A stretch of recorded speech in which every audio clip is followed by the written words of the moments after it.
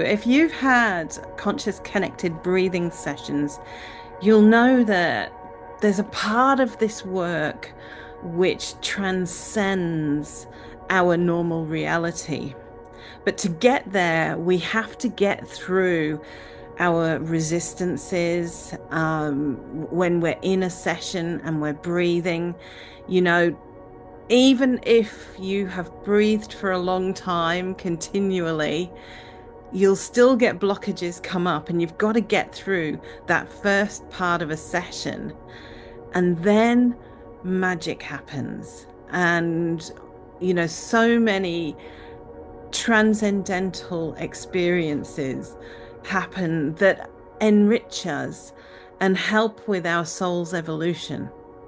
So when I had a session with Leonard Orr, the first time I had a session with him, I had this conversation with Joan of Arc, who came to me and told me that she was in rapture when the flames were burning, and that I should remember that. And it is something I have always remembered. Yeah, I mean, that's just incredible because we want to stop anything bad from happening. We want to stop feeling it. That's our impulse, right? As humans, I think that's our impulse. And the truth is, if we go into it, if we make it like let it be as big as it can be, if we just really let ourselves feel it, knowing that somewhere along the line we're safe, then we see how the transformation can happen, right? That's where Yeah. the transformation happens. And that's when we get to see that all the fear that we feel is just a veil. It's nothing. There's nothing beyond it. And then I went into this space of being everything in the universe and nothing at all. It was this like simultaneously at the same time. It was such a weird experience. And I can see Yentl smiling there. Tell us a bit about some of your experiences that you've had. Hey, so yeah, it reminded me of some experiences I had myself during breathing sessions, where I would end up in this space of feeling myself floating in the nothingness, feeling empty and full at the same time, just bliss running through me. And something that also came back to me multiple times is just feeling interconnected with everything, feeling like you're everything out there and yourself. When thinking back about the beginning of my rebirthing journey, I had quite some mystical experiences come to me. And yeah, it helped me to actually, through these, to me it was shown like, okay, there's more to this world actually. It's not just everything that we see here in the physical sense. And just having that anchor, let's say, of knowing like, yeah, it is there for times that I might need it. It opened up a whole new world for me to dive into. And also from that nothingness often command source. So every time I connect to that, then I just like you had this meeting Yeah, with that, I mean, things come to me. They just come. And like, fantastic. so one thing, it's really starting to live being guided by something higher. Yeah, and Mhm. release, letting go of control. I remember my first session, it was a dry session. I even forgot the name rebirthing, that I'm doing a rebirthing session. And I remember you talking about the blockages. My whole body was in tetanic, like such a pain and resistance. And I remember the guide, she told me, just, let it go, just let it go. And I was like, what the hell she means, let it go? And then at one point, I just let it go, and I stopped feeling the pain in my body, even though my body was Wow. still in the contraction. And I remember I happened to be in the space, like in the womb, And the feeling, I call it homecoming feeling, and it was like I felt I'm taken care of. I'm not alone here, you know, even nobody was in my like physical world, you know, I have no family, or I mean I have no kids, I have no boyfriend. I felt I'm not alone and I'm all right. Everything is all right. And the feeling of like, wonderful. Everything is okay, Elena. Yeah. And then I remember when I was during the training I was receiving my first water rebirthing session in Samosraki. And it was a cold session.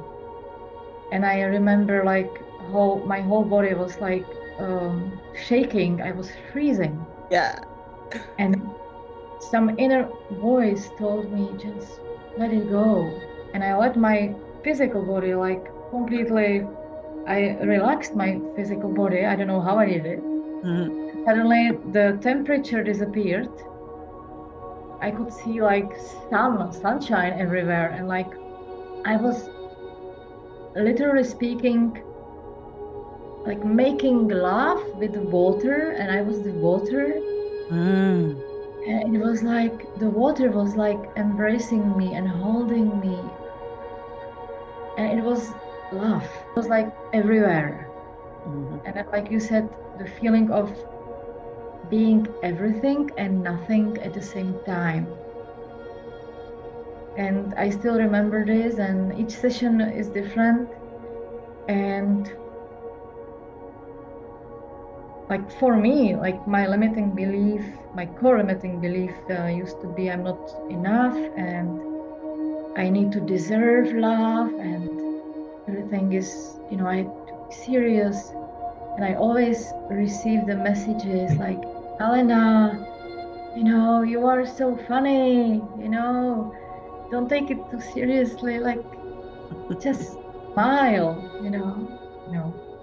And I feel like it's much more. And that gives me the feeling of everything is okay. You know? One of the most profound experiences I've had was when I kind of, during a breath, was free. It felt like I left my body, really. And I realized the only way I really knew that is because I could see, all of a sudden I realized I was seeing in 360 degrees all at the same time. Wow, fantastic. And I like had this like, oh, I can't be in a body if that's what's going on. And then there was this, all of a sudden, this love, right, that I felt. And I kind of instinctively knew I had all these questions. Like, oh my God, I'm in the presence of somebody it wasn't like a presence, like there wasn't a physical, it was just, it was all around. There was no specific person, right? But I knew I could get some answers. And so what happened basically was that as I formulated every question I've ever had in my entire life, in the moments that I was thinking of them, they were all answered. Wow. All of them. Every single answer. And I just went, oh. And I realized that I knew the reason for everything. My reason, maybe my reason, I don't know. But I knew the reason for everything. And then I was back. And I was continued to breathe. And then when I was done my session, I was like, I knew that all that had happened. And I knew that I knew the reason for everything, even though in that moment, I didn't remember what they were. Like I didn't know the answers for anything.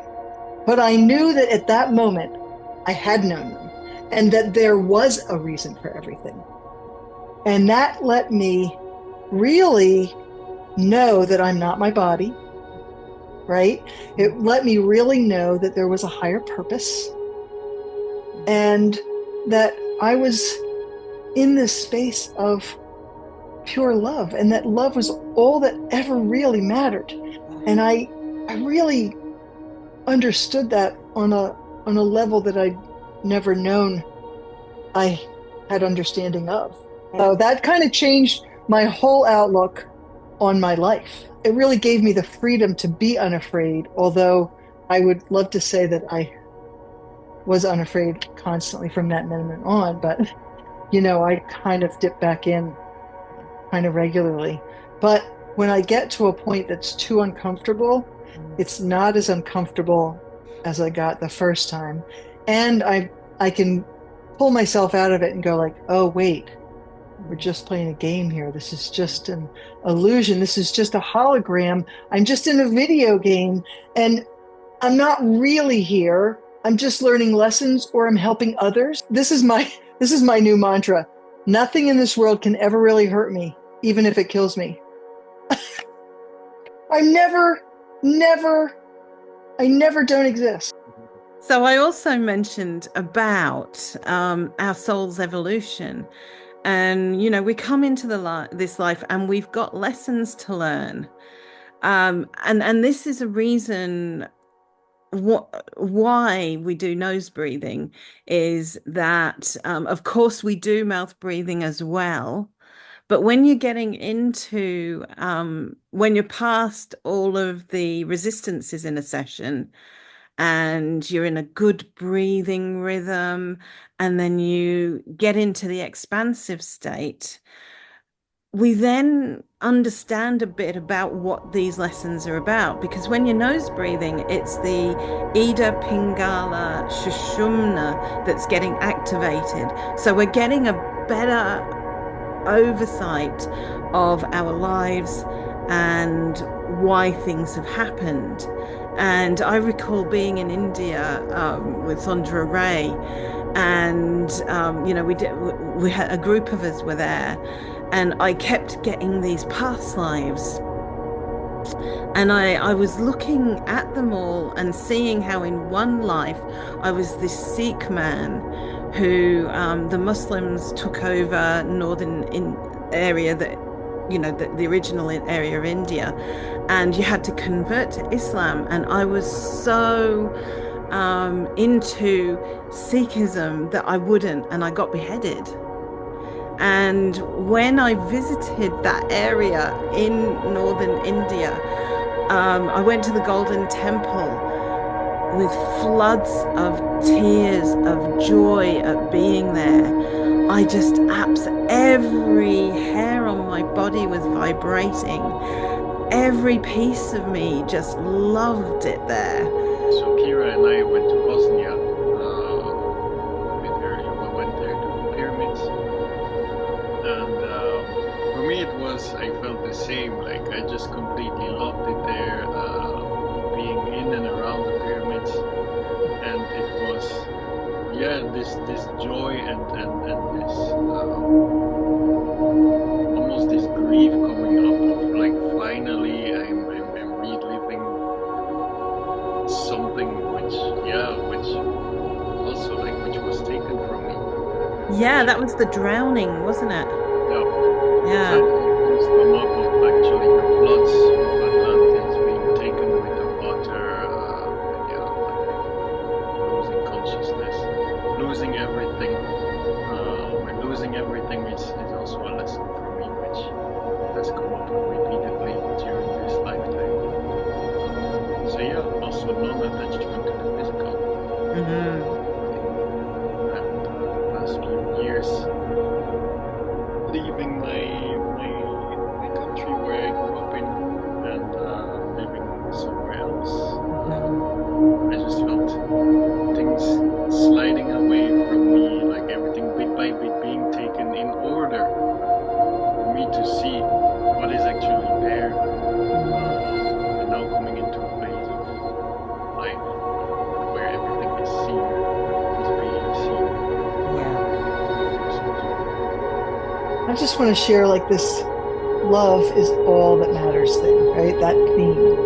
And I want to say that I was watching a lot of NDE videos, right? Near-death experience. And everybody's conclusion is that the love is all that matters. The connection between us in that energy is all that matters. So I was in that space for so long. And then one of our breathes, one of our Zoom breathes we did, I was overwhelmed by it. Not, I don't want to say overwhelmed because it wasn't too much. I just was immersed completely, right? Let's put it that way. I was immersed in that feeling. People came up to me that I hadn't really forgiven, or that I had blamed for things, or that I had, like, they came into my awareness, and I was able to see the love between us. Maybe the reason, maybe not even the reason for the upset or the thing, but it didn't matter anymore because I was so feeling so much love that all the upset just fell away. It was nothing. It didn't matter anymore. And I remember thinking at the end of that breathe, I shared with people after, like what's going on. And I remember thinking to myself, man, I just love being in this energy. And I didn't feel like I was in an altered state of consciousness until a couple of days later when I kind of came out of it, Wow. I was like, oh, I really was in an altered state, but it was so gentle and it was so peaceful and it was so unconditionally loving. I just knew that's what God is.